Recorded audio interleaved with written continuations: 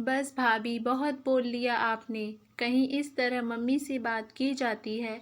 अब एक शब्द और नहीं। ये मम्मी है हमारी। इन्होंने किन परिस्थितियों में हमारा परवरिश करके इस मुकाम तक पहुंचाया है, ये हम लोग से बेहतर कौन जान सकता है। एक तो जिस गलती के लिए मम्मी को इतना सुना रही हैं, वो गलती मम्मी ने की ही नहीं है। और मान लो अनजाने में गलती हो ही गई, तो क्या आप मम्मी का मान सम्मान भूल जाएंगे? अंशु ने अपनी मम्मी का अपमान होते हुए देखकर बहुत तिलमिलाते हुए कहा। और भैया आप? भाभी लगातार मम्मी को अशब्द बोले जा रही हैं और चुपचाप बैठे हुए सुन रहे हैं। मुझको आपसे तो ऐसी उम्मीद बिल्कुल भी नहीं थी। अंशु बेटा, तुम चुप रहो। अगर तुम भी बड़े से जुबान लड़ाने लगे तो इसमें और तुम में क्या फ़र्क रह जाएगा।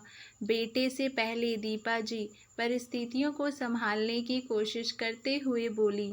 वाह मम्मी जी, पहले तो बेटे को उकसाती हो और फिर उसको समझाने का नाटक करती हो।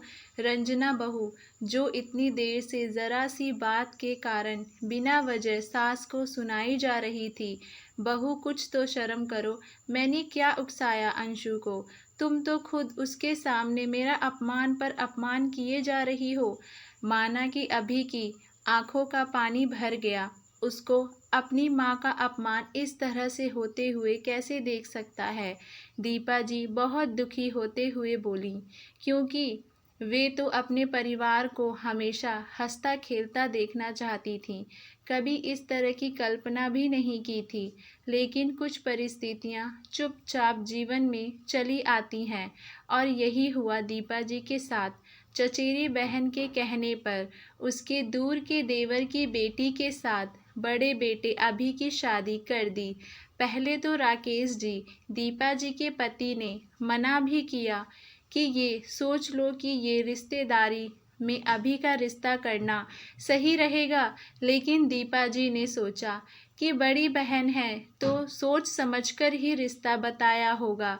देखने सुनने में भी रंजना अच्छी लगी और उसके मायके वाले भी ठीक ठाक। लेकिन रंजना शादी के बाद कुछ दिनों तक तो ठीक ठाक रही, लेकिन फिर धीरे धीरे ऐसा रंग दिखाना शुरू किया कि दीपा जी का तो बहुत बुरा हाल हो गया। ना निगलते बन सकता था और ना ही उगलते बन सकता था।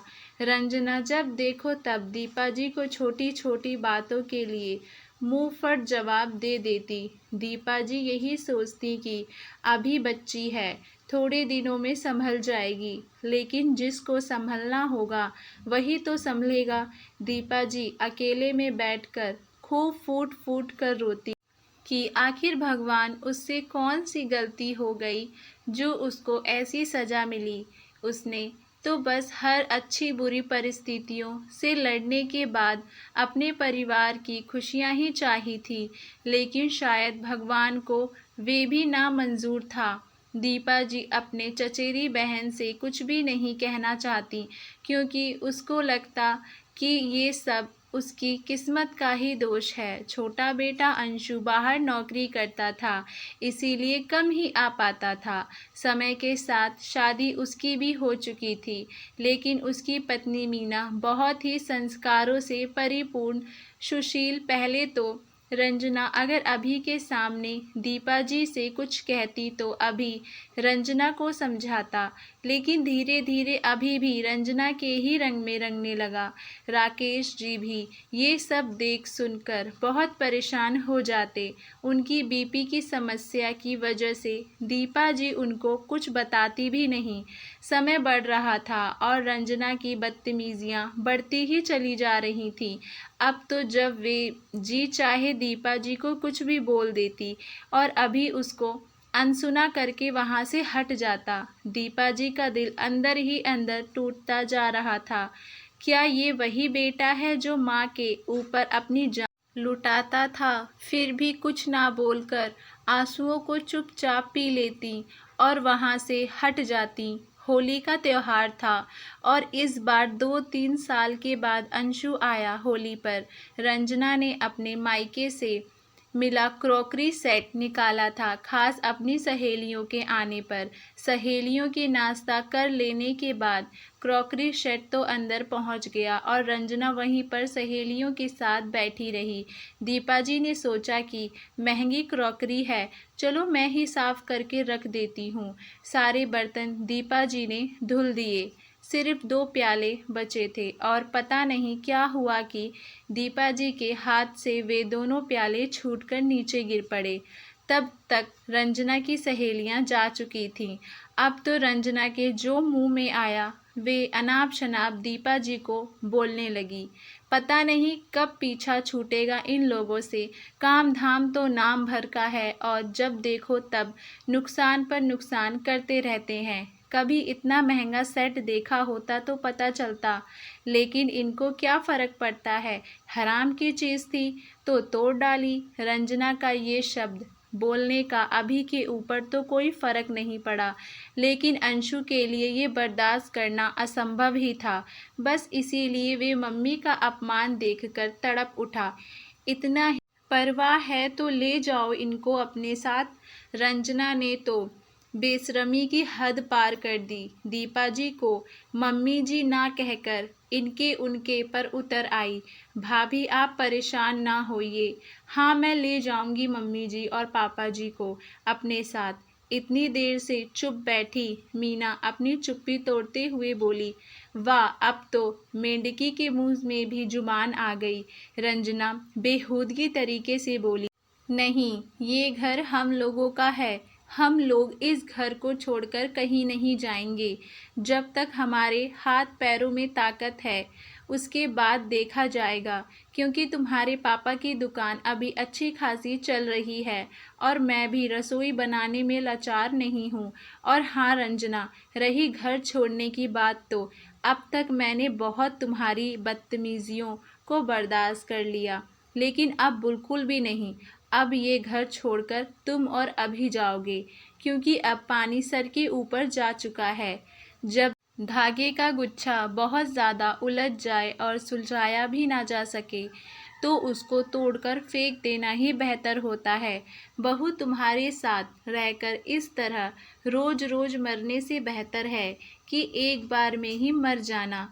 ना रहेगा बांस और ना बजेगी बांसुरी। पता नहीं इतना बोलने की ताकत कहाँ से आ गई थी दीपा जी के अंदर। मम्मी होश में भी हो या नहीं, क्या कह रही हो? अब जाकर अभी के बोल फूटे। जब उसको घर से निकाला जा रहा था, कम से कम चलो बेटा बोले तो तुम, लेकिन शायद मैं अभी तक बेहोश ही थी। अब जाकर होश आया है। अपना दोनों का बोरिया बिस्तर समेट कर और अपना नया घर ढूंढो। बस 2-3 दिन की मोहलत तुमको देती हूँ। अब तो रंजना के पैरों तले से ज़मीन खिसक गई कि आखिर इतना अच्छा घर कहाँ मिलेगा। अब तो रंजना के भी रंग बदल गए। जो अब तक अपनी सासू माँ को अनाप शनाप बोल रही थी, अब उसने माफ़ी मांगना शुरू कर दिया। लेकिन अब तो दीपा जी भी बहुत ज़्यादा सख्त हो गए। इतना सब कुछ घर में हो गया, लेकिन उस समय राकेश जी घर पर नहीं थे। वे किसी दोस्त के घर पर होली का रंग लगाने गए थे। आप बिना पापा की मर्जी से कोई फैसला नहीं सुना सकती, क्योंकि ये घर पापा का है अभी। और रंजना अपनी दाल दीपा जी के आगे गलती हुई ना देखकर बोले। लेकिन राकेश जी ने घर लौटने के बाद जब सारी स्थिति को देखा तो उनको भी बहुत ज़्यादा बुरा लगा। लेकिन अभी और रंजना उनके सामने जाकर मगरमच्छ के आंसू बहाने लगे, लेकिन उनके ऊपर भी कोई भी फ़र्क नहीं पड़ा, क्योंकि महसूस तो वो भी कहीं ना कहीं दीपा जी के अपमान को कर रहे थे और उन्होंने भी दीपा जी के फैसले को एकदम इजाज़त दे दी और अभी और रंजना को फिर से घर छोड़ने की हिदायत दे डाली। आखिरकार अभी और रंजना को वे घर छोड़ना ही पड़ा। दीपा जी ने अंशु और मीना के साथ भी जाने से उस समय इनकार कर दिया, लेकिन उसने मन ही मन गहरी सांस ली कि रोज़ रोज़ मरने से तो अच्छा है एक बार में ही मर जाना। दोस्तों, आज के समय में बुज़ुर्गों की स्थिति सचमुच बहुत ख़राब हो रही है। समझ में नहीं आता कि परवरिश में कमी रह गई या नई जनरेशन ही ऐसी पैदा हो रही है। क्या विचार है आपका इस कहानी को लेकर? हमें नीचे कमेंट बॉक्स में अपनी राय ज़रूर दीजिएगा और हमारे चैनल वानी वॉइस को लाइक शेयर सब्सक्राइब करना ना भूलें।